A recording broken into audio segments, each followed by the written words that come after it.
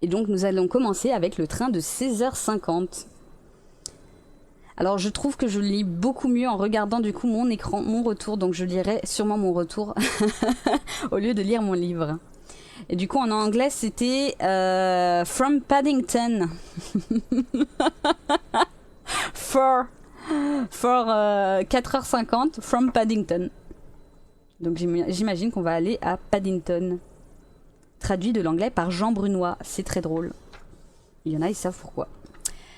Chapitre 1er.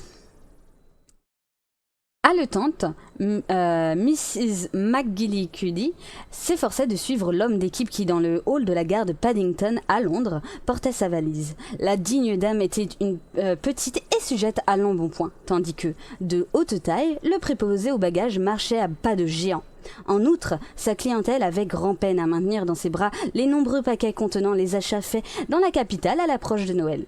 Dans ces conditions, comment s'étonner que le porteur eût déjà atteint le quai de départ alors qu'elle se débattait encore dans le hall, rejetée de droite et de gauche par une foule turbulente surgissant des passages souterrains, des buffets et des bureaux de renseignement.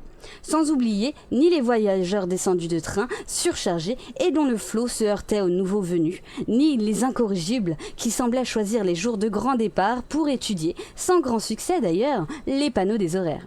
Sans doute protégée par le dieu hasard, Mrs. McGillicuddy parvint enfin au quai numéro 3, au long duquel se trouvait son train, le semi-direct de 16h50, au moment où un haut-parleur rauque à souhait hurlait « Direction de Brackenbutton et Milchester, départ dans 4 minutes !» Reprenant difficilement sa respiration, Mrs. McGillicuddy se prit à penser au billet qu'il lui fallait présenter. Luttant contre ses paquets, avec l'énergie du désespoir, elle finit par le découvrir dans le fond de son sac à main. Puis, avançant péniblement, elle aperçut le porteur qui, résigné, l'attendait devant un wagon de 3e classe. Spectacle qui la fit sursauter. L'indignation eut raison de son essoufflement. « Je voyage en première, dit-elle, toi, j'ai que les mots de merde. Non. Pardon. Alors... Sans s'émouvoir, le porteur jeta un coup d'œil sur le manteau écossais poivre et sel et de coupe masculine qui s'offrait à sa vue. « Je ne pouvais pas le deviner, marmonna-t-il sans plus. » La crainte de manquer son train l'emporta sur un sentiment justifié.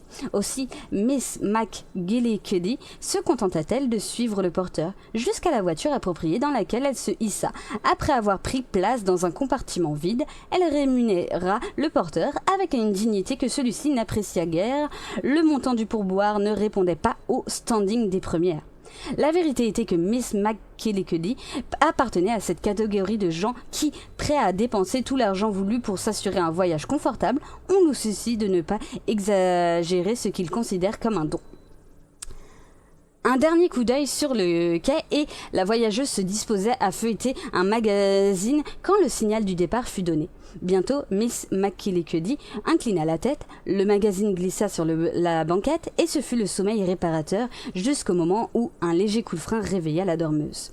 Remise des émotions du départ, elle assura l'équilibre de son chapeau minuscule et se mit à regarder le paysage, plus exactement ses ombres, car, déjà, la brume d'un soir de décembre était tombée. Dans 5 jours, ce serait Noël. Du moins, les lumières des petites gares ou les habitations clairsemées ne manquaient-elles pas de charme. L'appel d'un serveur surgissant à la porte du compartiment, tel un diable hautain, troubla cette quiétude. « Le thé est servi !» Miss McGillicuddy hésita. Puis, se souvenant qu'elle avait déjà sacrifié au rite dans un grand magasin, elle ignora l'invitation qui se répétait dans le couloir. Et d'instinct, elle jeta un coup d'œil sur le paquet qu'elle avait hâtivement, déposé dans le filet. Satisfaite, elle se tourna et de nouveau vers la fenêtre. Soudain, un express passa en trombe et un sifflement aigu qui fit trembler les vitres. Miss McGillicuddy sursauta. Peu après, son propre train ralentit, à l'approche d'un signal sans doute. À ce moment, sur la voie la plus proche, un autre convoi fit son apparition, et l'effet devint impressionnant. Allant dans la même direction, et presque à vitesse égale, les 2 trains semblaient disputer un match. Réflexe habituel d'un voyageur désœuvré, Mrs. McGillicuddy s'efforçait de voir les occupants des compartiments qui s'offraient à sa vue. Mais la plupart des stores étaient baissés, froid, intense et nuit noire, et les voyageurs d'ailleurs peu nombreux étaient difficilement visibles. Cependant, alors que, collés l'un à l'autre, pour ainsi dire, les trains donnaient l'impression d'être immobiles, le store du compartiment qui faisait face à celui de Mrs. McKellickedy se souleva entièrement, permettant à celle-ci de satisfaire sa curiosité. Mais ce qu'elle vit lui arracha un petit cri. Elle essaya de se lever, avant de retomber, haletante, sur la banquette. Debout et le dos tourné, un homme serrait la gorge d'une femme et, lentement, impitoyablement, il l'étranglait. Les yeux de la malheureuse sortaient de leur orbite et sa figure était cramoisie. Terrorisée, Mrs. McKellickedy ne pouvait détacher ses yeux de l'horrible spectacle. Le hasard voulut que le 16h50 ralentit encore et que le train parallèle le dépassa rapidement, disparaissant dans la nuit. Mrs. McKellickedy s'efforçait d'atteindre la sonnette d'alarme, mais elle dut y renoncer. L'émotion la paralysait. Soudain, la porte du compartiment s'ouvrit et la voix du contrôleur se fit entendre. « Billet, s'il vous plaît !» L'interpellé dut faire un effort avant de dire d'une voix saccadée. « Une femme a été étranglée dans le train qui vient de nous dépasser. Je l'ai vue. » « Encore une hallucinée !» dut penser l'employé qui jeta un regard soupçonneux sur son vis-à-vis. « Étranglée ?» répéta-t-il sans plus. Son incrédulité ne faisait aucun doute. « Oui, je l'ai vue, vue de mes propres yeux. Il faut que vous fassiez quelque chose immédiatement. » Le contrôleur tout sauta, comme pour s'excuser de sa réponse. « Ne croyez-vous pas, madame, que vous avez été endormie et que peut-être il n'eut pas le temps d'achever sa phrase. J'ai fait un petit somme, c'est exact, riposta Miss McKellickedy. Mais si vous faites allusion à un rêve, vous êtes complètement dans l'erreur. J'ai vu, dis-je. Le regard de l'employé se porta sur le magazine laissé ouvert sur la banquette. Sur l'une des deux pages visible, un dessin représentant une femme attaquée par un homme masqué. Voilà qui explique bien des choses, pensa le contrôleur qui se fit persuasif. Allons, madame, soyez raisonnable. Ne croyez-vous pas qu'après avoir lu une histoire passionnante à souhait, vous vous êtes endormi, puis réveillé, encore sous l'impression du récit? De nouveau, la voyageuse l'interrompit. Erreur! J'étais parfaitement lucide. Dois-je répéter que je regardais par la fenêtre, sans idée préconçue, et que j'ai vu un homme étrangler une femme? Et je veux savoir ce que vous vous proposez de faire à ce sujet. L'autre n'était toujours pas convaincu, il soupira avant de regarder sa montre. Eh bien, madame, nous serions à Brackhampton dans 7 minutes exactement. Patientez donc jusque-là. Au fait, dans quelle direction allait le train dont vous m'avez parlé? La nôtre, évidemment. Vous ne pensez pas, je suppose, que j'aurais pu voir ces choses dans un train roulant en sens contraire? Le contrôleur donnait l'impression de croire que son interlocutrice était tout à fait capable de voir n'importe quelle image suggérée par une imagination sans borne.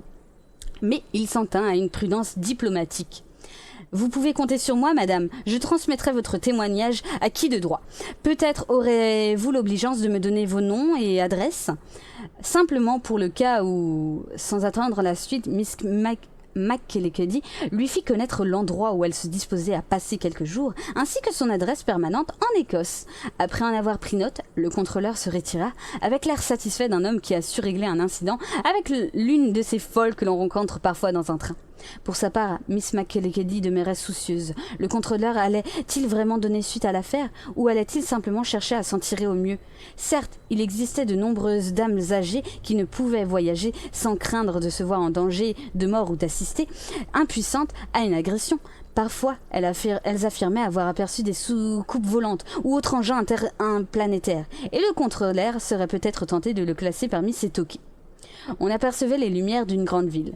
Brackhampton, Miss McKellickedy ouvrit son sac à main, on en tira le premier papier qui s'offrait à son regard, puis, se saisissant de son stylo, elle écrivit un court message qu'elle glissa dans l'enveloppe qu'elle ne manquait jamais d'emporter avec elle. Sait-on jamais? En cet instant, le train s'arrêtait le long d'un quai bondé de voyageurs. D'une fenêtre ouverte, Miss McKellickedy jeta des regards anxieux. Trop de monde et pas assez de porteurs. Elle commençait à désespérer quand elle aperçut un homme d'équipe qui venait dans sa direction.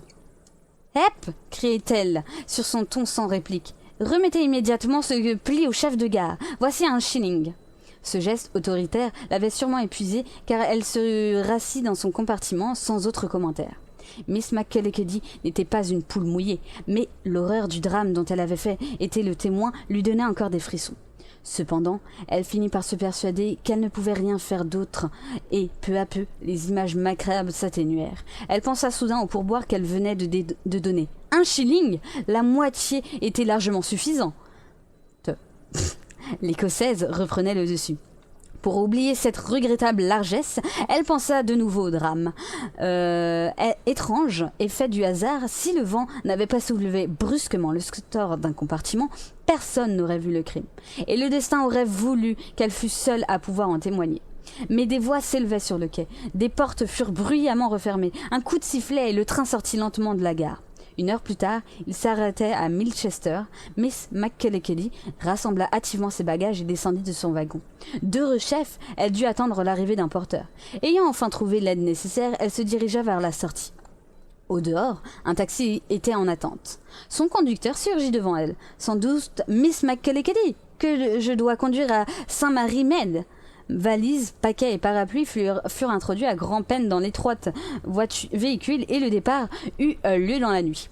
Un parcours de 15 km. À l'intérieur du taxi, Miss McKellickey était incapable de se détendre. Elle ne pouvait même pas clarifier ses pensées. Enfin, la voiture traversa la rue principale d'un village qu'elle reconnut et arriva bientôt à destination. Son cœur battant à tout rompre, la voyageuse descendit et, suivie du conducteur portant les bagages, elle emprunta une allée d'allée jusqu'à la porte vitrée d'une grande villa. Là, une domestique d'un certain âge l'accueillit avec empressement. Le temps de lui adresser un rapide bonsoir, et la visiteuse s'engagea dans le hall où, devant l'entrée du salon, l'attendait une dame âgée, frêle d'aspect. « Oh, Elspeth !» s'écria celle-ci. « Quelle joie ! Mais vous me semblez très nerveuse. » Nerveuse, en vérité, était Mrs. McKellickey, car, avant même d'embrasser son amie, elle lança d'une voix haletante. « Je viens d'être le témoin d'un crime !» Et on arrive au chapitre 2. Et coucou Loïc. Attendez, hop.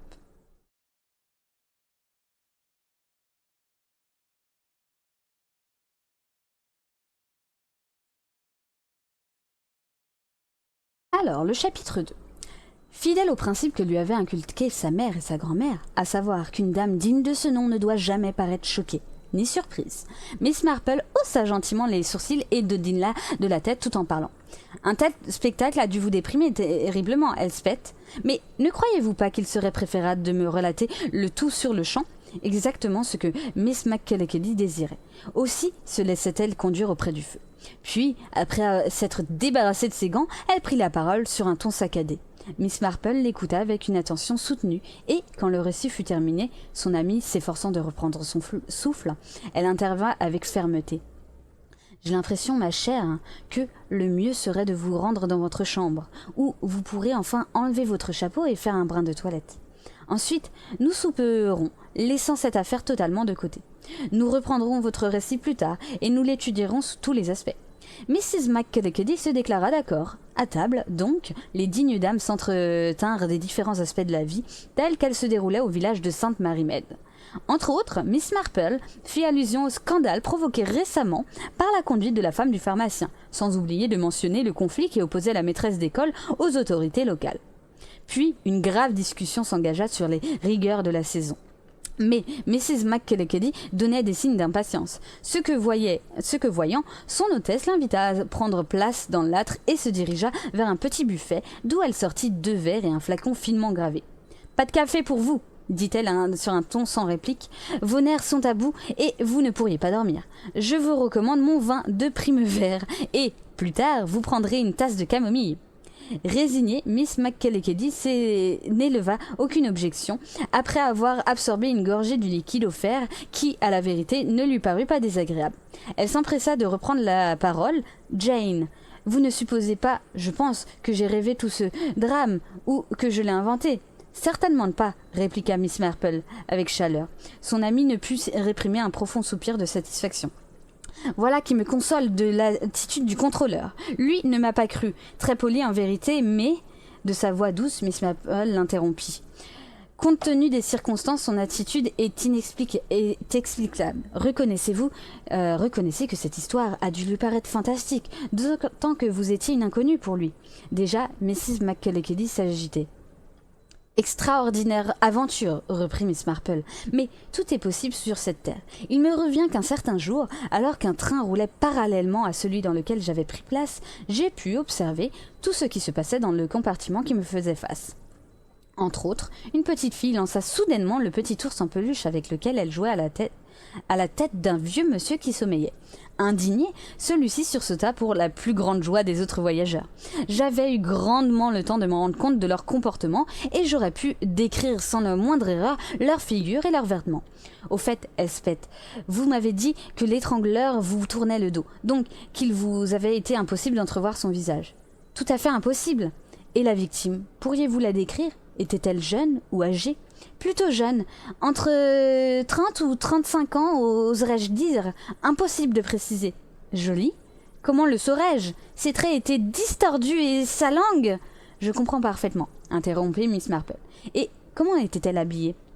Elle portait un quelconque manteau de fourrure dont la couleur m'a semblé pâlie par l'usage. Pas de chapeau et ses cheveux étaient blonds. Bien que l'agresseur ne vous fît pas face, peut-être vous souvenez-vous d'un détail le concernant. Mrs. McCulloch réfléchit longuement avant de répondre. Il était plutôt grand. Des cheveux noirs, je pense. Son par-dessus me permettait pas de me rendre compte exact de sa carrure. Elle soupira et ajouta quelque peu découragée. En somme, ces maigres informations ne facilitent guère les choses. Elles ne sont pas à dédaigner, assura Miss Marple, nous n'en saurons davantage demain matin. Demain matin ? Oui, j'imagine que les journaux vont se saisir de l'affaire. Après le crime, un problème se sera posé et à l'étrangleur. Que faire avec un cadavre sur les bras ?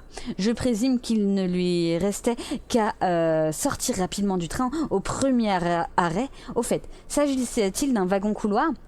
Aucunement.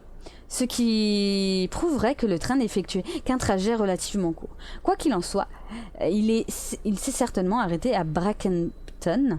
Disons donc que l'homme est descendu dans cette gare, après avoir déposé sa victime dans un angle du compartiment, sans oublier de rabattre le col du manteau de fourrure sur son visage, à seule fin de retarder la découverte du crime. Oui, j'ai l'impression très nette que les choses ont dû se passer ainsi. Donc, tôt ou tard, on a dû trouver le cadavre. J'imagine qu'une femme étranglée dans un train ne laissera pas la presse indifférente. Nous verrons. Aucune allusion au crime dans les journaux du matin. L'ayant constaté, Miss Marple et Mrs. McCulloch, toutes deux plongées dans une abîme de réflexion, achevèrent leur déjeuner en silence. Une promenade dans le jardin s'ensuivit, mais le charme habituel de cette sortie quotidienne fit place à une certaine gêne. Certes, Miss Marple attira l'attention de son amie sur la beauté des massifs, mais sans grande conviction. Un long silence, puis, comme mue par un ressort, Miss McCulloch s'arrêta brusquement et dévisagea Miss Marple. « Alors » dit-elle. Un mot insignifiant, mais le ton sur lequel elle l'avait prononcé lui donnait tout le poids voulu. Miss Marple ne s'y trompa pas. « Alors, j'ai réfléchi » répondit-elle. Non, son vis-à-vis eut un léger sursaut. « Je crois, poursuivit Miss Marple, que nous pourrions nous rendre au poste de police et parler au sergent Cornish.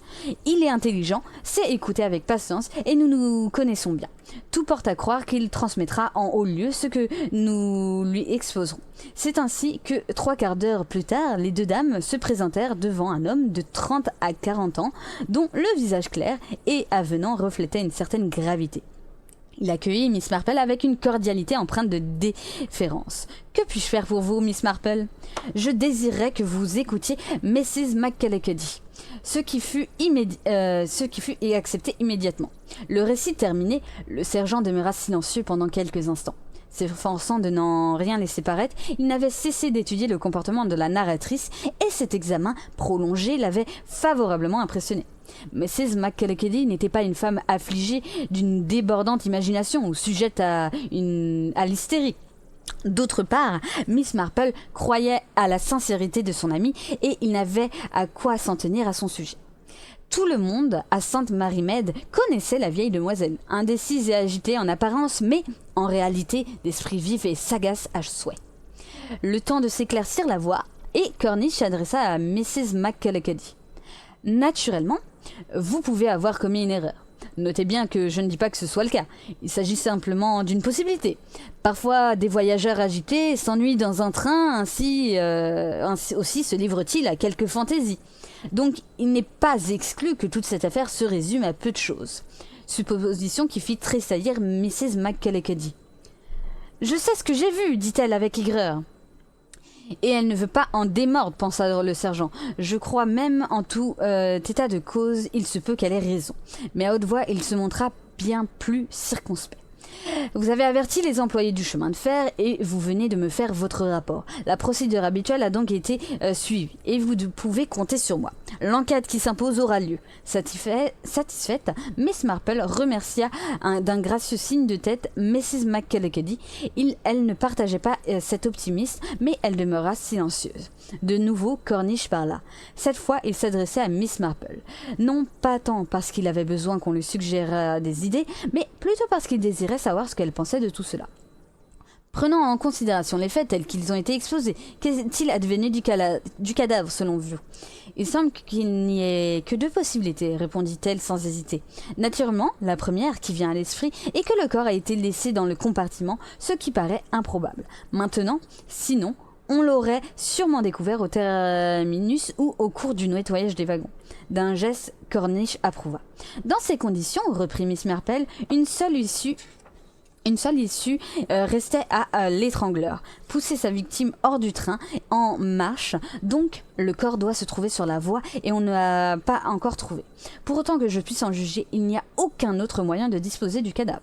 Mrs. McKellickady tint à placer son mot. On parle parfois de cadavres dissimulés dans les malles, mais de nos jours, les gens ne se servent que de valises. Et comment cacher un corps humain dans un espace aussi réduit? Le sergent fut tenté de sourire, mais il était diplomate. Je suis d'accord avec vous deux, mesdames. Le cadavre, si cadavre il y a, doit être découvert à l'heure présente, où il le sera très rapidement. De toute manière, je m'empresserai de vous communiquer tout ce que j'apprendrai à ce sujet. Entre-temps, il convient de ne pas écarter une éventualité, bien qu'attaquée sauvagement, la jeune femme n'est peut-être pas morte. Même il n'est pas exclu qu'elle ait pu sortir du train. Pas sans aide, fit remarquer Miss Marple, et dans ce cas, l'attention des voyageurs se serait portée non seulement sur son état, mais également sur la personne qui l'assistait et qui, interrogée, n'aurait pas manqué de répondre qu'elle était malade. Parfaitement raisonné, ponctua Cornish. Et si une femme souffrante et sans connaissance a été trouvée dans un compartiment ou ailleurs, soyez certaine qu'un transfert immédiat à l'hôpital s'en est suivi. Les rapports de police en feront foi. Vous entendrez parler de cette affaire à bref délai. Mais la journée se passa sans nouvelles et il en fut de même pour la suivante. Toutefois, tard dans la soirée, Miss Marple reçut un message du sergent Cornish. Une enquête approfondie a été faite au sujet de l'affaire dont vous n'avez entretenu, mais sans résultat. Aucun cadavre n'a été trouvé, aucun hôpital n'a admis une femme telle que vous l'avez décrite, et on n'a pas relevé aucune trace d'une quelconque personne ayant quitté une gare avec l'assistance d'un tiers. Soyez assurés que toutes les recherches possibles ont été effectuées, puis-je suggérer que votre amie peut avoir vu une scène dans le genre de celle qu'elle a décrite, mais qu'en fait les choses étaient moins sérieuses qu'elle ne l'a supposé. Et chapitre 3. Je trouve que le focus est un peu nul.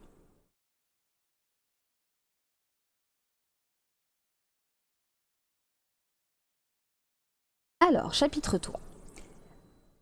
Moins sérieuse? Quelle plaisanterie! S'écria Miss McKellickady. Indignée, il s'agit bel et bien d'un crime. Du regard, la digne dame défia son amie. Par ailleurs, impassible. N'hésitez pas, Jane, reprit Miss McKellickady, décidément de méchante humeur. Dites-moi, vous aussi, que j'ai commis une erreur, ou bien que j'ai inventé tout ce drame. Qu'est-ce que vous pensez, n'est-ce pas? N'importe qui peut commettre une erreur, répondit posément Miss Marple. Oui, n'importe qui, même vous, Elspeth. Mais je suis presque certaine que vous ne vous êtes pas trompé. En revanche, il ne vous reste plus rien à faire. Si son interlocutrice avait été apte à comprendre les inflexions, l'importance donnée au mot « vous » ne lui eût pas échappé. N'avez-vous pas alerté le chef de la gare Brackenton et donné toutes les explications voulues à la police? Contre toute attente, Mrs. McKellickady se calma. Dans un sens, je me sens soulagée, dit-elle, car, vous le savez, je pars pour Ceylan immédiatement après les fêtes de Noël. Et je ne tiens pas à ajourner un voyage et j'attends avec impatience. Notez toutefois que je m'y résignerai si mon devoir l'exigeait. Je suis certaine, Elspeth, mais je le répète, votre présence serait inutile. En somme, tout dépend de la police, et s'il plaît à celle-ci d'être stupide. La police n'est pas stupide, ma chère. Ce qu'il vous faut savoir, c'est qu'il y a vraiment eu lieu. L'étonnement de Mrs. McKellickady prouva amplement qu'elle ne saisit pas la portée de cette remarque. Incompréhension qui confirma à Miss Marple que si son amie avait l'excellence principe, en revanche, l'imagination lui faisait totalement défaut. « Une femme a bien été étranglée », coupa Mrs. McKellickady, nerveuse de nouveau. « D'accord, mais qui l'a tuée? Pour quel motif? Et qui est-il advenu du cadavre? À votre fameuse police de le chercher. » Exactement. Cependant, elle n'a pas encore trouvé. Déduction, l'assassin a fait preuve d'une adresse, de beaucoup d'adresses. En somme, un homme a tué dans un accès de fureur, sans préméditation, est-il permis de préciser, car il n'est guère probable qu'il ait délibérément choisi de commettre son crime quelques minutes avant une entrée en gare. Pour une scène de jalousie a dû se dérouler et c'est à son point culminant que le forfait a été commis. Et Miss Marple sombra dans ses pensées, si profondément que Mrs. McKellickady l'interpella à 2 reprises sans obtenir de réponse. « Vous êtes devenue sourde, Jane ?» s'écria-t-elle. « Peut-être. Il me semble que les gens n'articulent plus aussi clairement qu'autrefois. Cependant, il serait inexact d'en déduire que je n'ai pas entendu votre voix. Je n'écoutais pas. Voilà tout. » Quelque peu vexé, son ami reprit la parole. J'ai simplement fait l'allusion au train pour Londres. Arriverai-je assez tôt pour la capitale si je pars dans le courant de l'après-midi? Je dois prendre le thé avec ma cousine. Peut-être le train de 12h15 vous conviendrait-il? Nous aurions ainsi le temps de déjeuner ensemble de bonne heure. 100 ans. Évidemment, mais prévenant une objection, Miss Marple reprit aussitôt. Et je me demande si votre cousine serait vraiment déçue si vous n'arriviez pas à temps pour le thé. Mrs. McKellickady se prit à regarder son amie avec quelques inquiétudes. Qu'avez-vous en tête, Jane? Puis-je suggérer de nous rendre ensemble à Londres? Ensuite, nous ferions le trajet en sens contraire jusqu'à Brackenton, et dans le train que vous avez pris pour venir me voir. Il ne vous resterait qu'à regagner la capitale, tandis que je reviendrai seule chez moi. Oh! Dois-je ajouter que je payerai les billets? Miss Marple appuya sur ce détail avec fermeté. Ne connaissait-elle pas son amie, qui ne parut pas s'émouvoir de cette précision? Toutefois, la proposition d'un double voyage étonnait Mrs. McKellickady. « Qu'espérez-vous donc » demanda-t-elle. « Un autre assassinat ?»« Certainement pas, » répondit l'interpellé, plutôt choqué. « Mais j'avoue que je désirais me rendre compte personnellement et selon vos propres indications du moyen, comment dit-on exactement? Ah, je me souviens, me rendre compte du cadre du crime. » Et le jour suivant, dès leur arrivée à la gare de Londres, Paddington, les 2 amis s'empressèrent de prendre place dans le fameux 16h50, seuls dans leur compartiment de première, et se faisant face, elles occupaient 2 coins. Cette fois, aucun train ne roula parallèlement au leur. À plusieurs reprises, des rapides en direction de Londres surgirent et disparurent en trombe. Chaque fois, Mrs. McKellickady, qui ne cessait de consulter sa montre, sursautait. Le temps passait et elle se précipita à répondre au regard interlocuteur de son vis-à-vis. Il m'est difficile de vous dire avec certitude l'heure à laquelle nous sommes passés devant une gare qu'il me faut d'abord reconnaître. Nous serons à Bragton dans 5 minutes, fit remarquer Miss Marple. À ce moment, un contrôleur surgit dans le compartiment. Miss Marple jeta un coup d'œil sur son amie, mais celle-ci lui fit comprendre qu'il ne s'agissait pas de celui à qui elle avait parlé, immédiatement après le crime. Après avoir poinçonné les billets, l'homme s'éloigna chancelant quelque peu alors que le train s'engageait dans une courbe. Voici Bragton, dit Miss Marple, quelques instants plus tard. De fait, le train réduisait sa vitesse au croisement des voies maussades. Mrs. McKellickady crut devoir résumer ses impressions. Je ne saurais dire que ce double voyage ait été d'une quelconque utilité. Vous a-t-il suggéré quelque chose, Jane? Je crains que non, répondit Miss Marple d'une voix incertaine. Un regrettable gaspillage d'argent, ponctua Miss McKellickady. Peut-être eût-il insisté sur ce point si Miss Marple n'avait pas formellement refusé le partage des frais.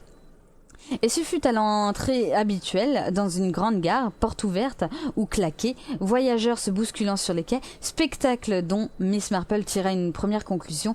Il devait être facile, pour un homme seul, de se mêler à la foule et, profitant des remous incessants, de sortir discrètement de la gare, même de monter dans un autre wagon du train qu'il venait de quitter. Oui, tout cela était faisable. En revanche, comment faire disparaître un cadavre? Dans les airs, pour ainsi dire? Deuxième conclusion, n'ayant pas été retrouvé dans le compartiment du crime, le dit cadavre devait se trouver dans un endroit auquel personne n'aurait encore pensé.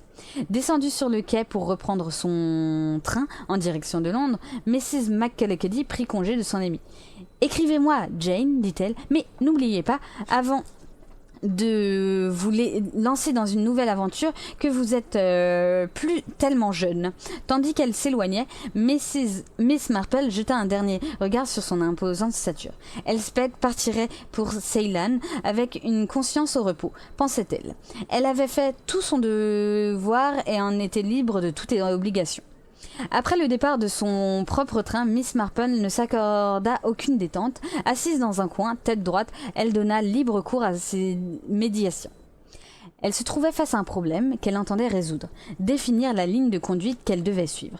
Étrangement, peut-être, elle avait l'impression, semblable en cela à son amie, que ce problème se posait sous l'angle d'un devoir à remplir.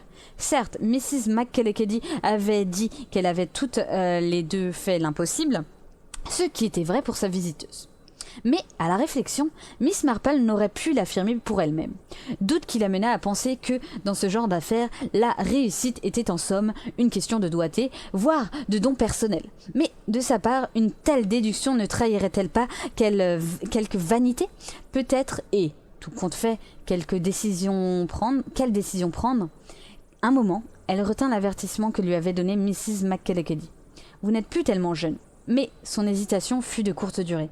Déjà, tel un général élaborant un plan de campagne, ou un comptable calculant les bénéfices d'une maison de commerce, elle dressait une liste des arguments pour ou contre la poursuite de ses recherches. Au crédit, elle nota « Ma longue expérience de la vie des humains.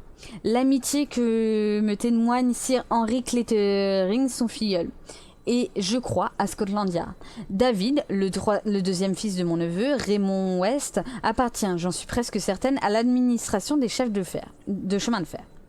Quatrième, Leonardo, le fils de mon amie Griselda, la femme du pasteur, collectionne toutes les cartes routières ou autres.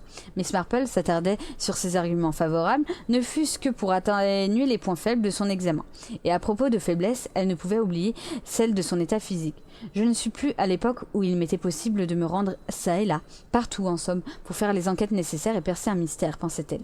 Bien que compte tenu des années, sa santé fût relativement satisfaisante.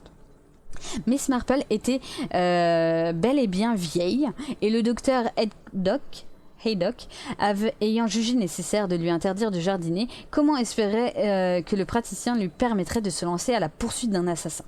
Car c'était exactement cela qu'elle envisageait. Trancherait-elle le nœud gordien? Il lui fallait prendre elle-même toutes ses responsabilités. Elle-même, se répétait-elle. Autrefois, la recherche de l'auteur d'un crime lui avait été imposée par les événements. Alors que, dans le cas présent, la décision devait être prise par elle seule. À ce stade de ses réflexions, Miss Marple était plus convaincue qu'elle voulait vivre une nouvelle aventure. Après une journée exténuante, elle éprouvait une grande répugnance à mettre au point un quelconque projet. Son seul désir était de rentrer chez elle au plus vite, de s'asseoir auprès du feu et, après un léger souper, de se coucher. Le lendemain, elle flânerait gentiment dans son jardin, évitant, bien entendu, de se fatiguer. Résignée, Miss Marple se rapprocha de la fenêtre de son compartiment, au moment précis où la courbe d'un remblai s'offrait à sa vue. Une courbe. Lentement, quelque chose lui revint à l'esprit. Un petit fait immédiatement après le poinçonnage des billets par le contrôleur et avant l'arrivée du train à Brankton, voilà qui lui suggérait une idée. Simplement une idée, mais totalement différente de... Le visage de Miss Marple se teinta d'un rose léger et soudain, la vieille demoiselle ne ressentit plus aucune fatigue. « J'écrirai dès demain à David, se dit-elle. Et, aussitôt, la vision d'un autre atout d'importance jaillit dans son cerveau. Que n'ai-je pensé plutôt à ma fille d'elle, Florence ? Sans hésiter, Miss Marple étudia de nouveau son plan d'action avec tout le soin voulu. Et tenant compte des vacances de Noël qui constituaient ce qu'elle appelait un facteur de retardement. Du moins profita-t-elle de l'envoi des vœux habituels pour demander à son petit-neveu David West de lui donner certains renseignements de toute urgence. D'autre part, le traditionnel dîner que le pasteur offrait à la cure même lui permit d'engager une conversation appropriée avec Léonard, venu passer les fêtes chez son père. Ce jeune homme se passionnait, on le sait, par les cartes routières et il était inévitable que Miss Marple cherchait à en tirer profit, ne désirait-elle pas étudier celle qui, grâce à sa grande échelle, lui permettait de se familiariser avec les environs? Léonard ne chercha pas à deviner les mobiles secrets de la vieille amie, mais il s'empressa de lui donner satisfaction. Toute la promesse que la carte ainsi prêtée lui serait rendue dès que possible. En temps voulu, Miss Marple reçut la lettre de David West. « Chère tante Jane, qu'allez-vous encore entreprendre? Quoi qu'il en soit, voici ma réponse. 2 trains seulement sont capables de vous intéresser, celui de 16h33 et celui de 17h. Le premier est un omnibus, le second n'est autre que le rapide gallois. Souvent, l'omnibus devance votre 16h50 à l'arrivée de Brackenton. Quant au rapide, il le double certainement avant la même ville. Dois-je conclure à un scandale de village assez corsé? Au cours d'un voyage, auriez-vous aperçu, par hasard, la femme du maire dans les bras de l'inspecteur de la voirie? Un petit week-end sentimental en somme. Merci pour le pull au vert, exactement ce que je désirais, votre neveu affectionné, David. Miss Marple esquissa un sourire avant d'étudier les renseignements ainsi donnés. Mrs. McCullochty avait été formelle. Pas de wagon au couloir dans le train du crime. Donc, il ne s'agissait pas du rapide gallois, restait l'omnibus de 16h33. Aucun doute, un nouveau déplacement s'imposait. En conséquence, le jour suivant, Miss Marple repartit pour Londres. Pour le retour, elle choisit naturellement le 16h33, le train du crime. Peu de monde, la vieille demoiselle était seule dans son compartiment. Trajet sans incident, aux arrêts, quelques déplacements de voyageurs, sans plus. Avant d'atteindre Brackenton, le train s'engagea dans la courbe déjà repérée. Miss Marple s'empressa de se lever et, à titre d'expérience, elle resta debout, le dos tourné à la fenêtre dont elle avait baissé le store. Elle put ainsi constater que le balancement provoqué par la courbe et les ralentissements successifs de vitesse étaient capables de faire perdre l'équilibre à une personne non assise et même de la projeter vers la fenêtre, déplaçant ainsi le store. Miss Marple regarda au dehors, mais la tombée du jour ne facilitant guère un examen approfondi, la ténacité n'était pas la moindre qualité de la vieille demoiselle. Aussi, le lendemain matin, choisit-elle le premier train en partance. Elle profiterait de son court séjour à Londres pour faire quelques achats. Ne lui fallait-il pas une excuse? Ce emplette terminé, Miss Marple revint à la gare de Paddington et monta dans le train de 12h10. Environ un quart d'heure avant l'arrivée à Brackenton, Miss Marple se saisit de la carte prêtée par Léonard et observa attentivement le paysage.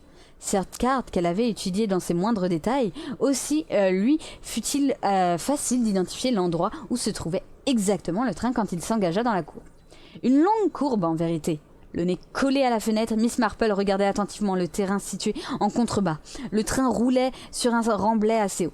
Puis son attention se porta sur les alentours. Déjà, à la gare de Brackenton se profilait. Le soir même, Miss Marple adressa une lettre à Florence Hill, 4 Madison Road, Brackenton. Le matin suivant, s'étant rendue à la bibliothèque municipale, elle étudia longuement l'annuaire de la ville et le dictionnaire géographique du comté, sans oublier un livre d'histoire locale. Jusqu'à ce moment, rien n'avait troublé l'idée encore floue qui lui était venue à l'esprit. Donc, ce qu'elle avait entrevu demeurait possible et se devait de pousser les choses plus loin. Mais la deuxième phase de son action exigeait des efforts. Cette sorte d'effort que, physiquement, elle était incapable de faire. En conséquence, pour prouver le bien fondé de sa théorie, ou la voir s'effondrer selon le cas, il lui fallait obtenir le concours d'un tiers. Miss Marple songea à plusieurs personnes, mais hélas, sans résultat, ou elle ne posait aucune des qualités requises, ou dont l'intelligence eût pu être mise à profit était trop occupée pour se lancer dans des recherches problématiques. Perplexe, la vieille demoiselle désespérait déjà quand son visage s'éclaircit soudainement et un nom lui échappa. Lucy Highlesbarrow. Chapitre 4.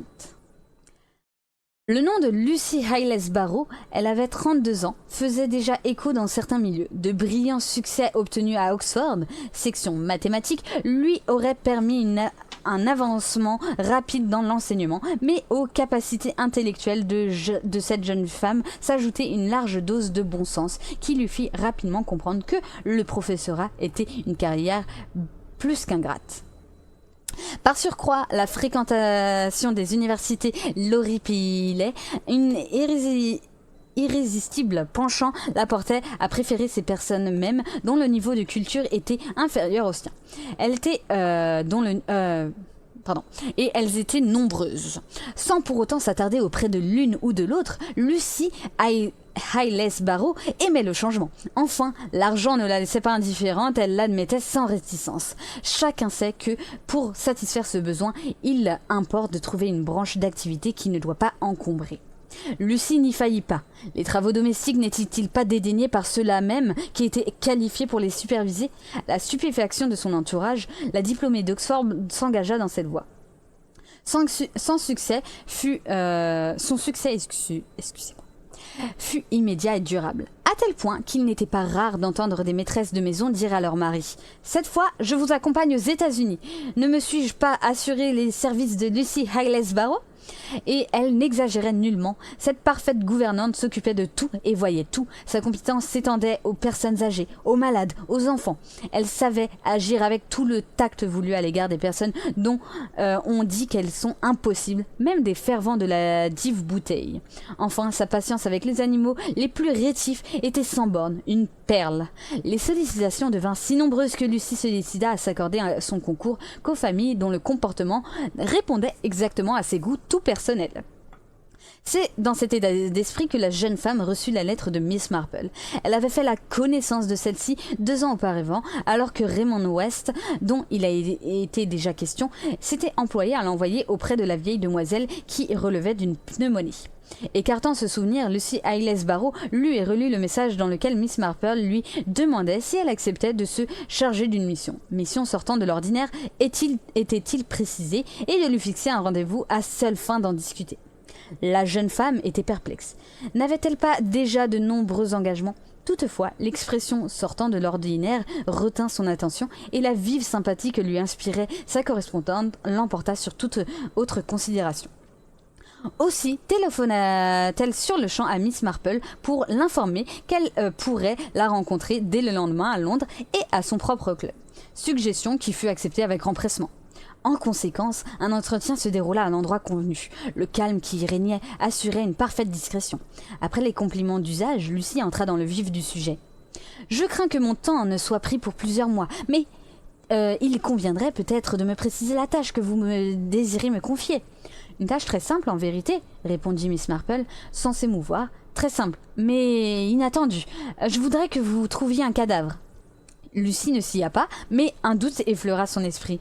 La vieille demoiselle jouissait-elle de toutes ses facultés? Fâcheuse impression qui se dissipa aussitôt. Miss Marple avait la réputation d'être parfaitement équilibrée. En conséquence, elle devait avoir pleinement conscience de ses paroles. Quel cadavre s'enquit donc Lucy sans s'émouvoir?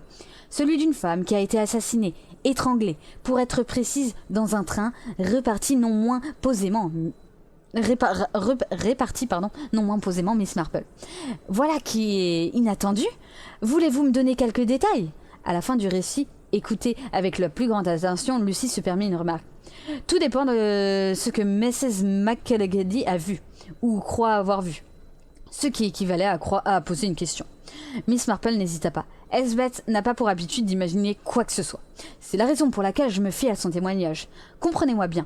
Mon amie appartient à ce genre de femme qui, éprouvant la plus grande difficulté à se persuader qu'un fait extraordinaire, voire un incident sortant quelque peu de la routine, puisse survenir, réfractaire à l'autosuggestion, elle fait penser à un bloc de granit.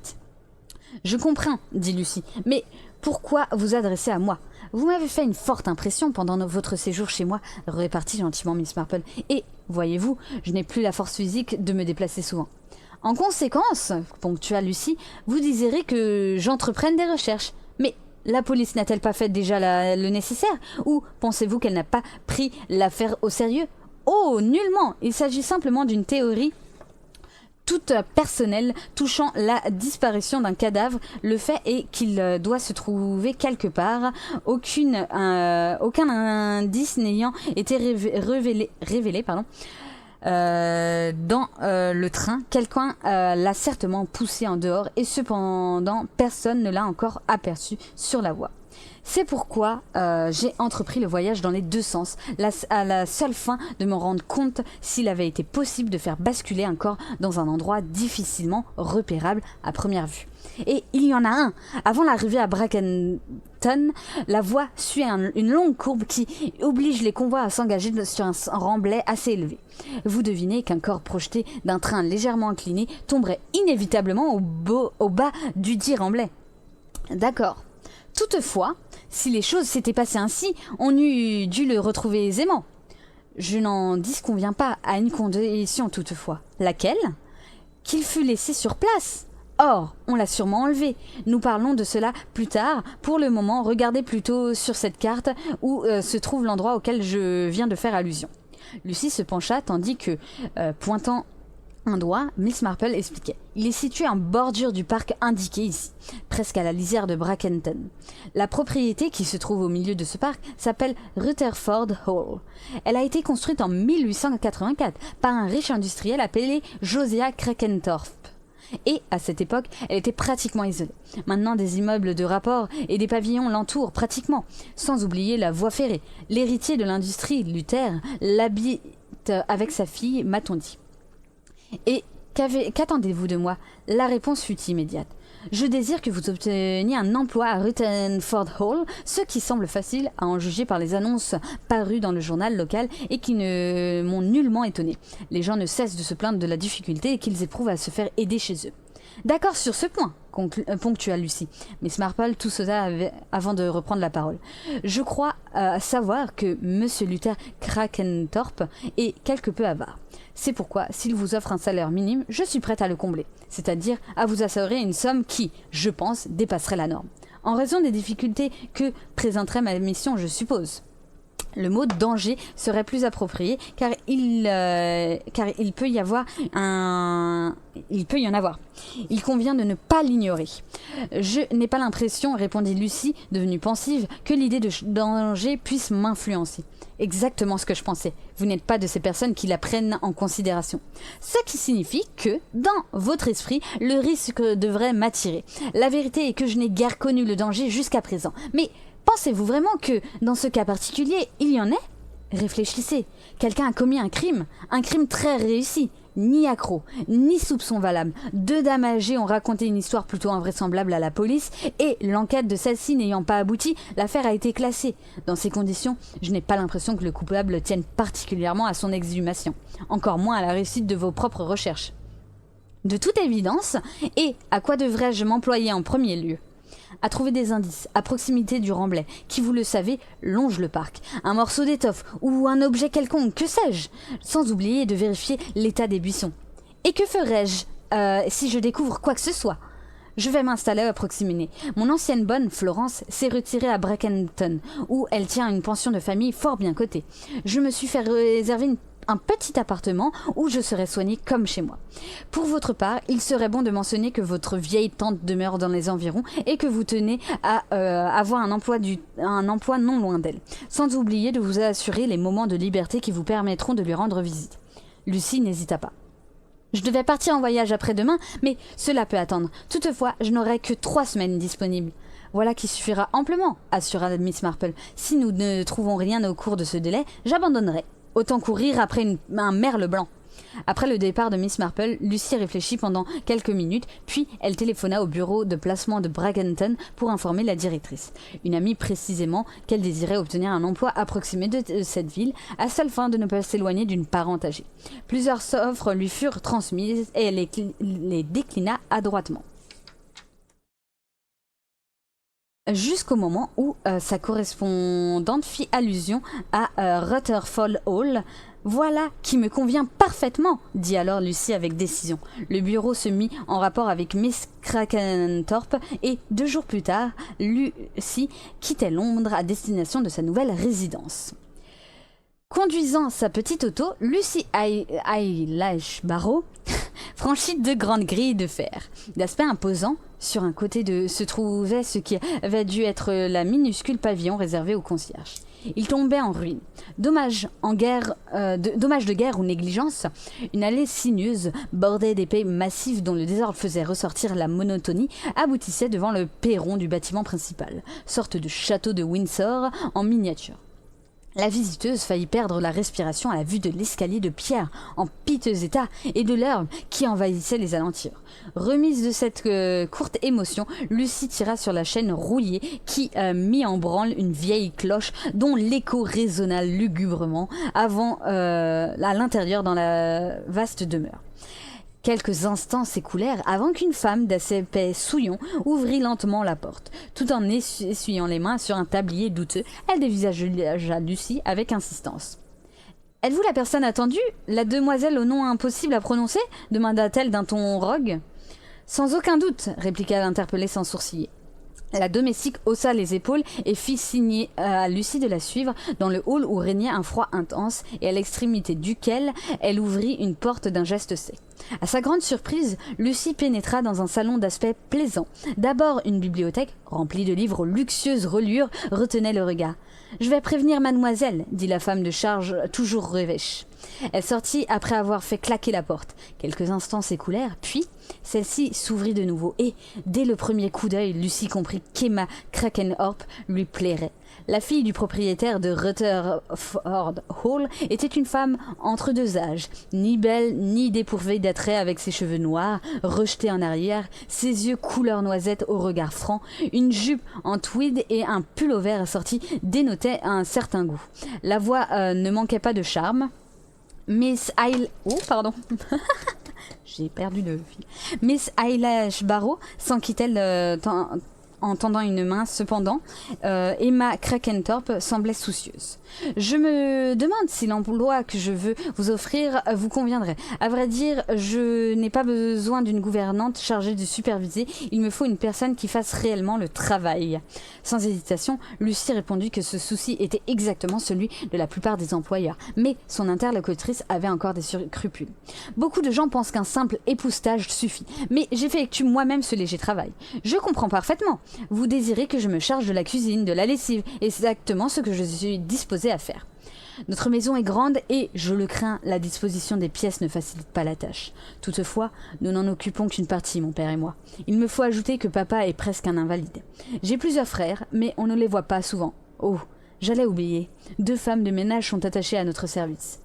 L'une, Mrs. Skidder, vient le matin. L'autre, Mrs. Hart, est chargée du nettoyage des cuivres ou d'autres besognes, ce qui l'emploie 3 après-midi par semaine.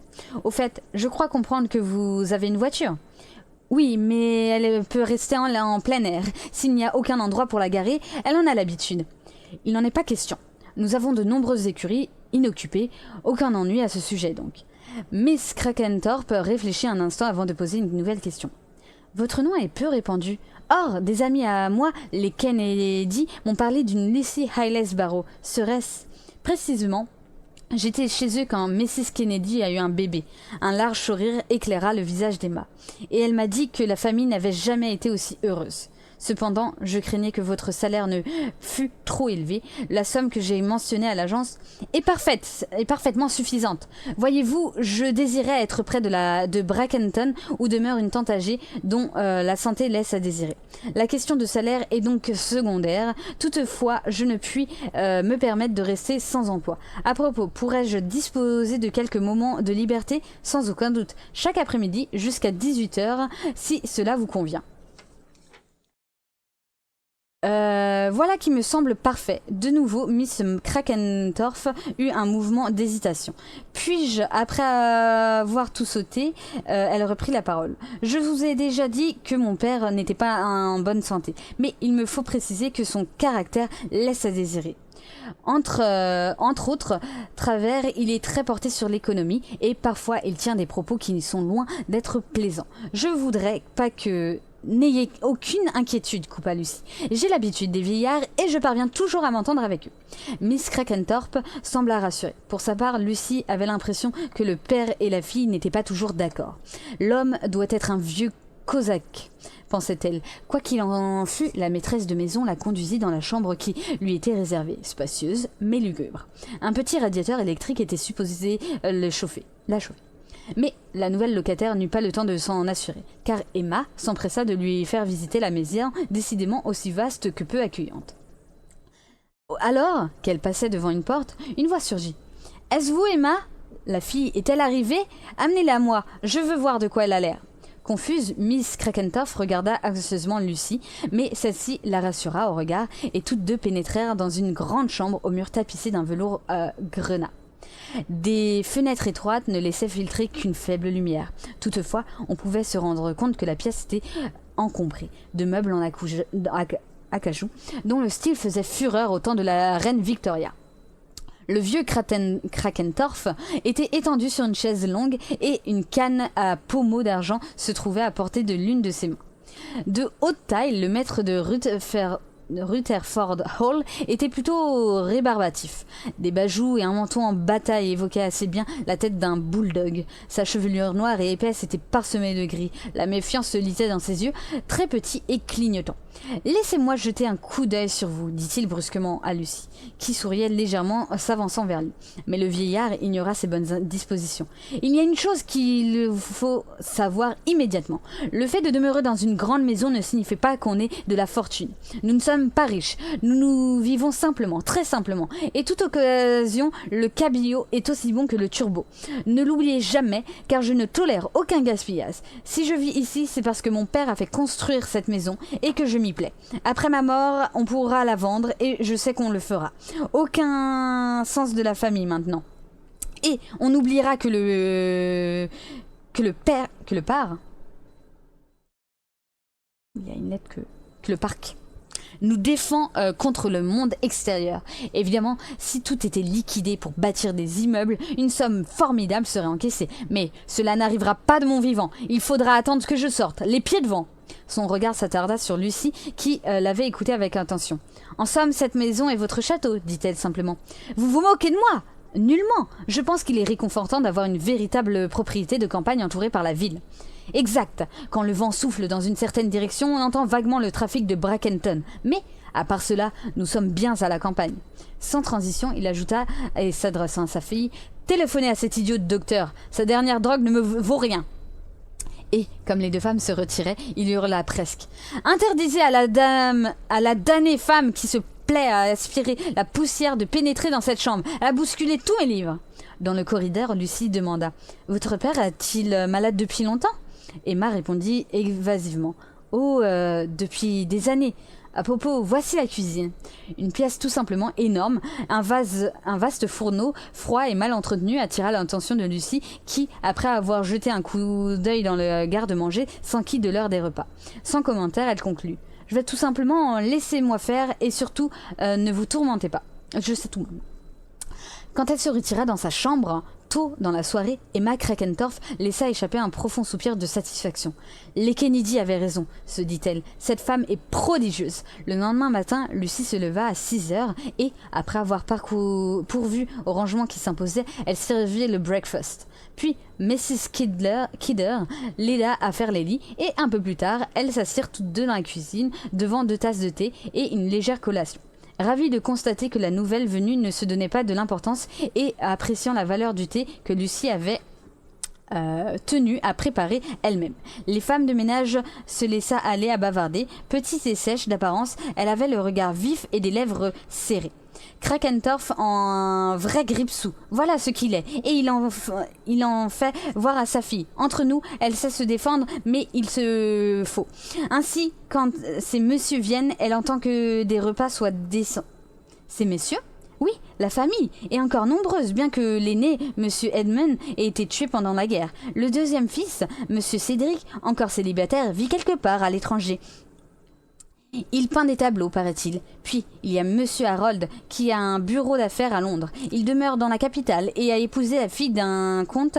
Vient ensuite Monsieur Alfred, la brebis galeuse de la famille. Il a eu des gros ennuis à 2 reprises. J'allais oublier Monsieur Brian, le mari de Miss Edith. Oui, la sœur de Miss Emma. La pauvre est morte voici déjà quelques années, mais le veuf fait toujours partie de la famille. Enfin, nous avons le jeune Alexander, le fils de Miss Edith. Il est en pension et passe une partie de sa vacances ici. Miss Emma en raffole. Tout en assimilant ces détails, Lucie ne cessait de servir son informatrice, jusqu'au moment où celle-ci décida à repousser sa tasse.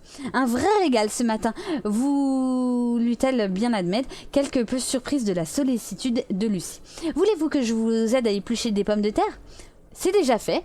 Eh bien, vous savez expédier le travail. Dans ces conditions, pourquoi ne pas s'en aller? Et la femme de ménage prit congé sans demander son reste. Lucie esquissa un sourire tout en débarrassant la table. Le lunch servi et la vaisselle faite, il était 14 heures, l'heure de la liberté selon les directives de Mrs. Krakentorff. En premier lieu, la jeune fille entreprit l'inspection des jardins proprement dit, ce qui ne risquait guère d'éveiller l'attention d'un quelconque curieux. De fait, le potager n'existait qu'à l'état d'esquisse et les serres étaient en ruine. Partout, les allées étaient envahies par les broussailles. Seule une plate-bande près de la maison donnait l'impression d'être entretenue. Sans doute Emma Krakentorff s'en occupait de temps à autre. À un tournant se profilait la silhouette du jardinier, un homme très âgé, un peu sourd, qui faisait mine de s'affairer non loin de la maisonnette qui lui servait de demeure. À proximité de la cour des écuries, de là, une allée traversait le parc avant d'aboutir sur la voûte du chemin de fer, direction que prit Lucie. À plusieurs reprises, elle regarda les convois ralentir avant d'aborder la courbe signalée par Miss Marple et qui longeait une partie de la propriété des Krakentorff. Puis, la promeneuse passa sous la voûte et s'engagea sur un chemin vicinal. D'un côté se trouvait le remblai de la voie ferrée, de l'autre se dressait un mur assez haut entourant une fabrique. Lucie suivit le chemin jusqu'à son débouché dans une petite rue bordée de modestes pavillons. Déjà, elle pouvait entendre le bruit du trafic d'une grande route située à proximité, quand un enfant apparut sur le seuil d'une porte. La jeune femme n'hésita pas à l'interpeller. « Savez-vous où je peux trouver une cabine téléphonique aux alentours ? Vous avez un bureau de poste au coin de la rue, là-bas. » À la vérité, ce n'était qu'une petite recette auxiliaire installée dans une boutique, mais avec une cabine dans un angle. Ayant obtenu le numéro de Miss Marple, Lucie eut un léger sursaut. En guise de réponse, une voix aboya. « Miss Marple se repose, et à son âge, elle ne doit pas être dérangée. Donnez-moi votre nom, je lui ferai part de votre appel. » La fidèle Florence montait la garde sans aucun doute. « C'est Miss Haylash Barrow qui vous parle, » reprit posément Lucie. « Aucune nécessité de me troubler, Miss Marple. Dites-lui simplement que je suis arrivée à bon port et que tout se passe comme prévu. Je l'aviserai de la suite dès que cela sera nécessaire. » Calmement, Lucie reprit le chemin de Rutherford Hall. Chapitre 5. Puis-je me permettre des essais de golf dans le parc demanda Lucie. Certainement, répondit Emma Krakentorff. Je vois que ce sport vous passionne. Oh, je suis loin d'être une virtuose, mais j'essaye de perfectionner. Ce genre de distraction me paraît plus agréable qu'une promenade sans but précis. Allongé sur la table longue, Mr.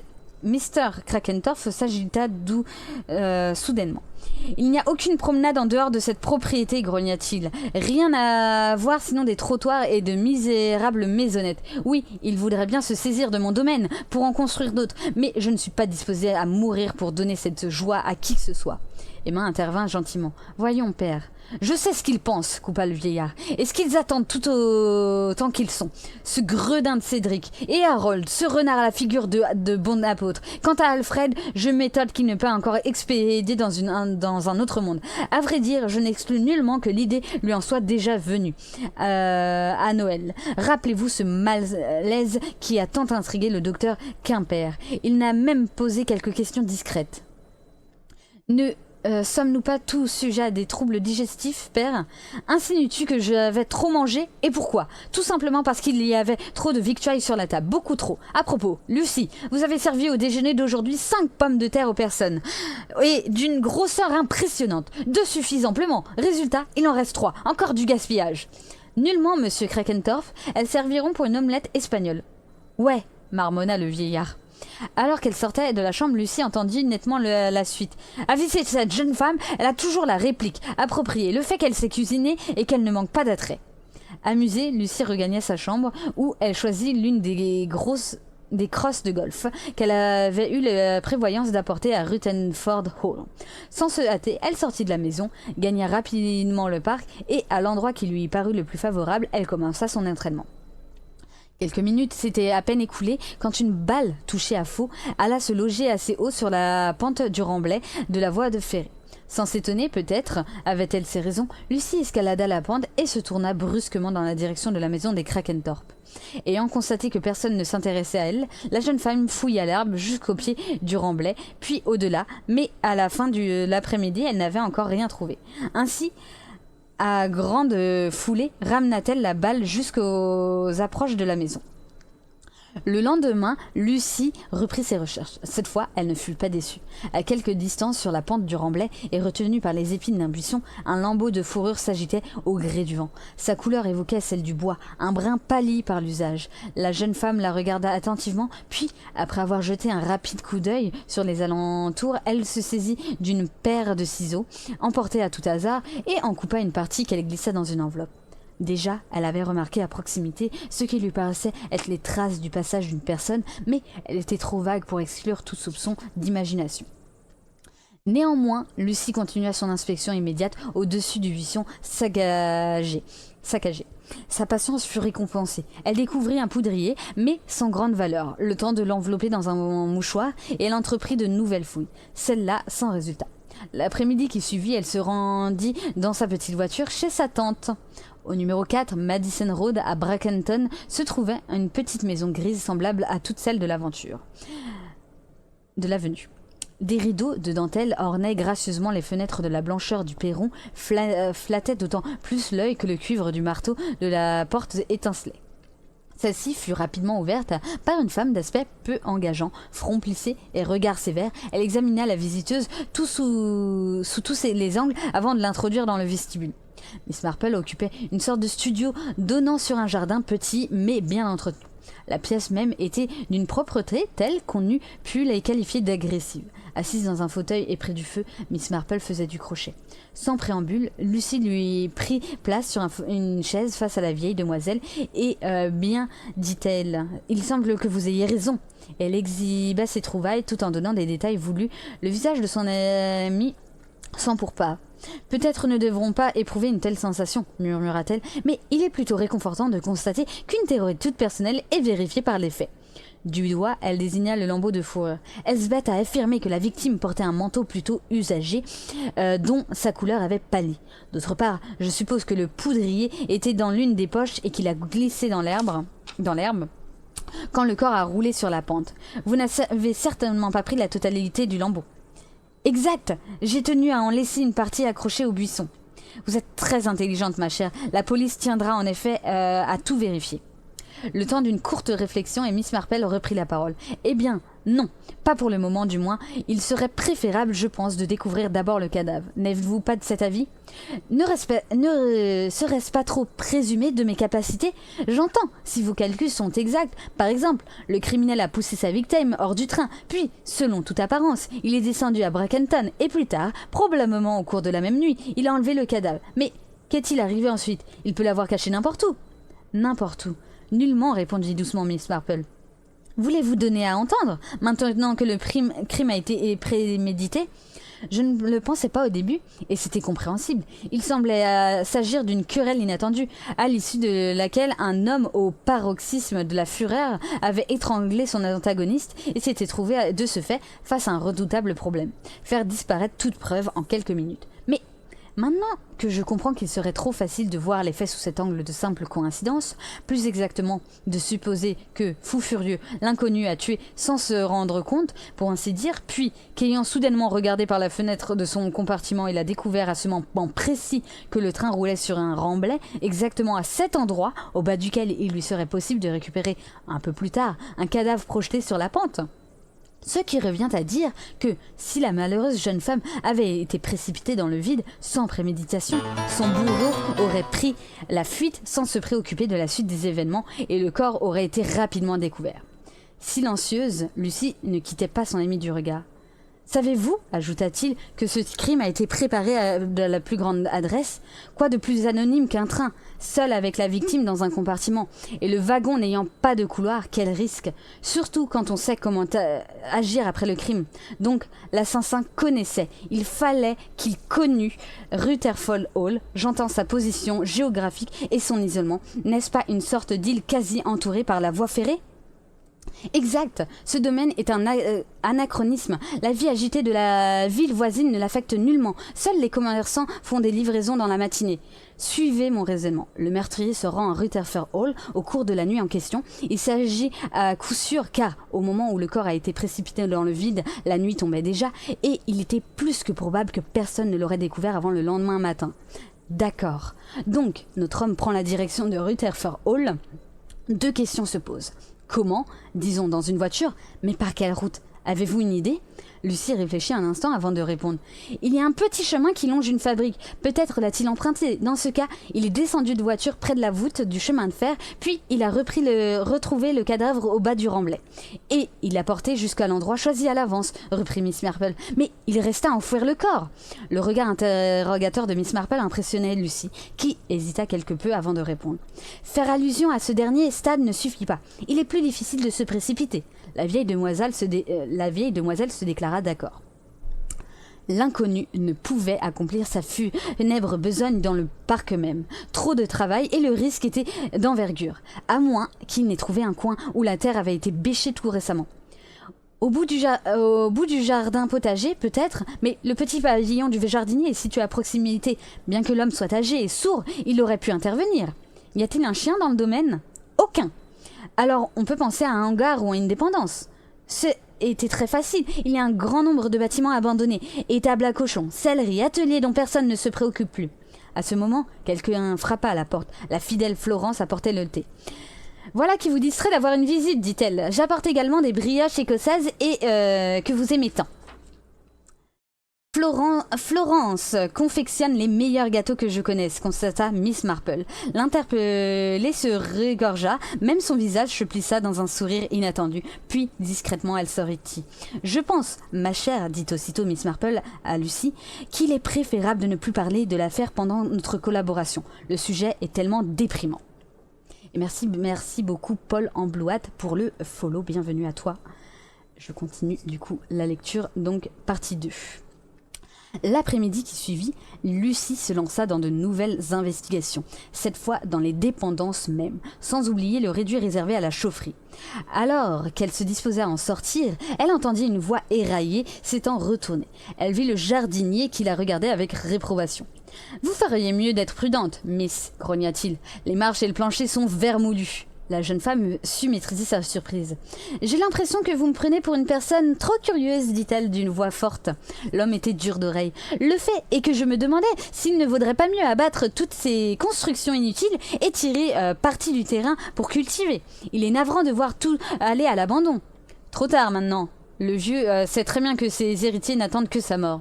Est-il vraiment très riche ? Impossible d'en douter. L'argent, voyez-vous, c'est le péché mignon de la famille. Le père du patron a commencé, un homme à poigne, dur en affaires et sans merci à l'égard de quiconque s'opposait à ses desseins. En revanche, il était généreux, n'oubliant jamais les besoins de ceux qui le servaient. Ses deux fils l'ont déçu.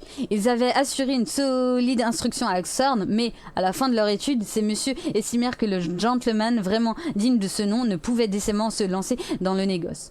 Le plus âgé épousa une actrice, puis, en étant d'ivresse, trouva la mort dans une course automobile. Le cadet, notre patron, se prit d'une passion subite pour les antiquités. De ses interminables voyages, il rapporta une cargaison de statues ou autres balivernes. À cette époque, il ne regardait pas à la dépense, loin de là, mais bientôt il en fut autrement, aussi son père le prit en grippe. Lucie écoutait avec la plus grande attention, adossée au mur, son interlocuteur ne semblait guère pressé de reprendre son travail. Le père est mort en 1928. C'est donc à cette époque que Mr. Krakentorff je parla du plus jeune fils, hérita de Rutherford Hall. Oui, et il s'y installa avec ses enfants. D'autres détails allaient suivre, mais la jeune femme crut devoir mettre un terme à l'entretien. Je ne veux pas vous empêcher de vaquer à vos occupations. Oh, répliqua le jardinier sans enthousiasme, il n'y a pas grand-chose à faire à cette heure-ci, il fait déjà sombre.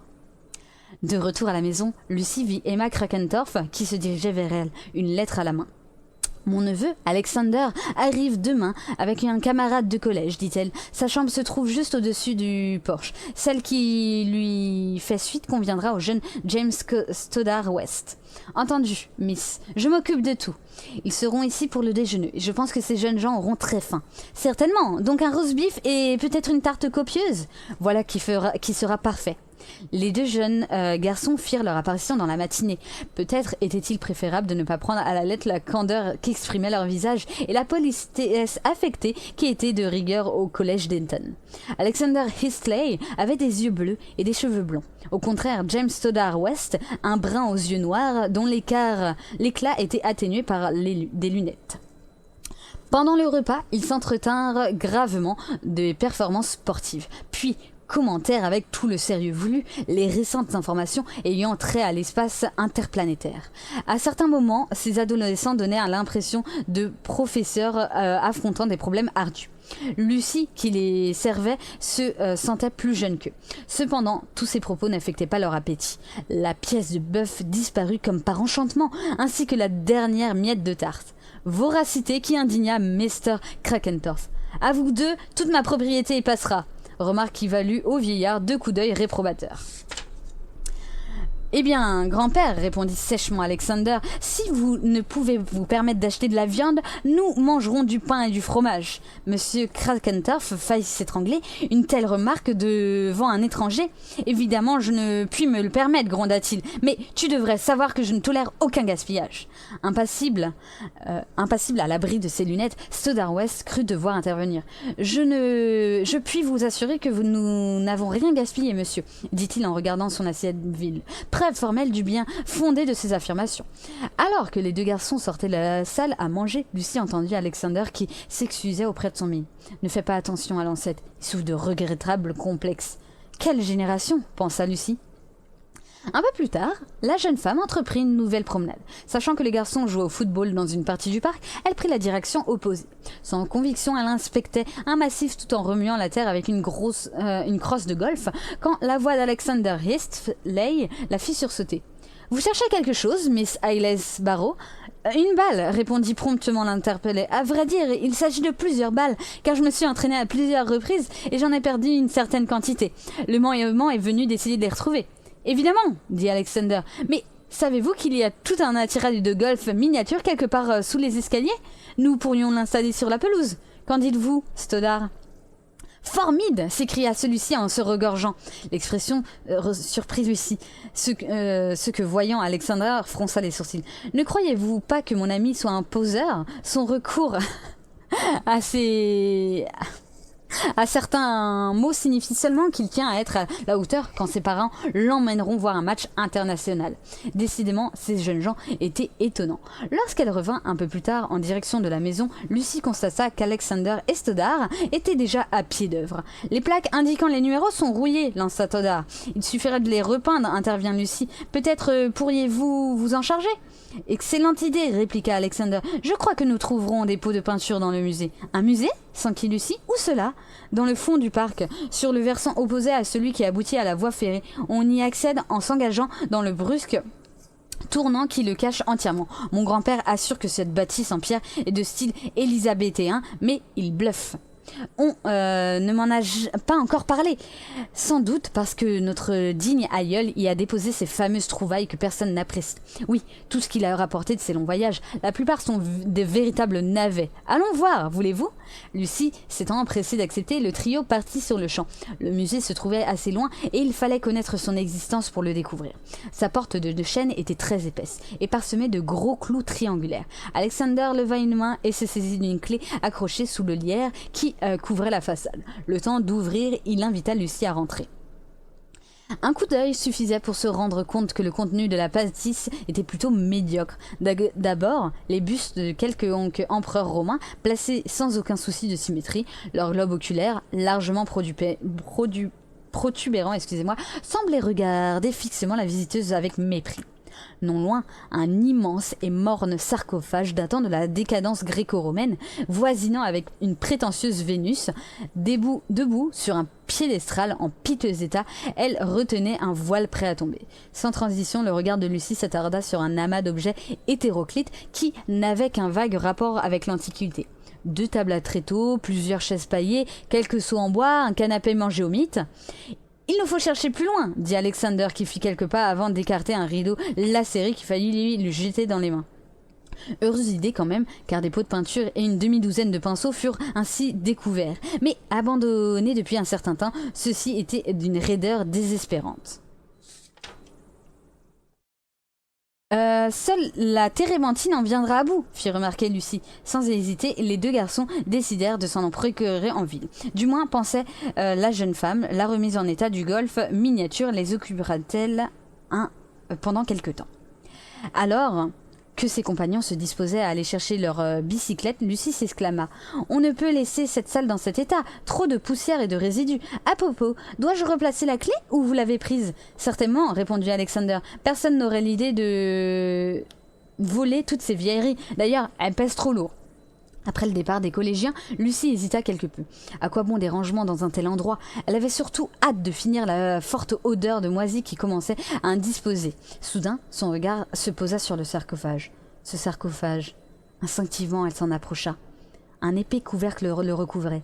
Quelques secondes de réflexion, puis Lucie gagna rapidement la porte et se rendit dans une remise, vide à cette heure.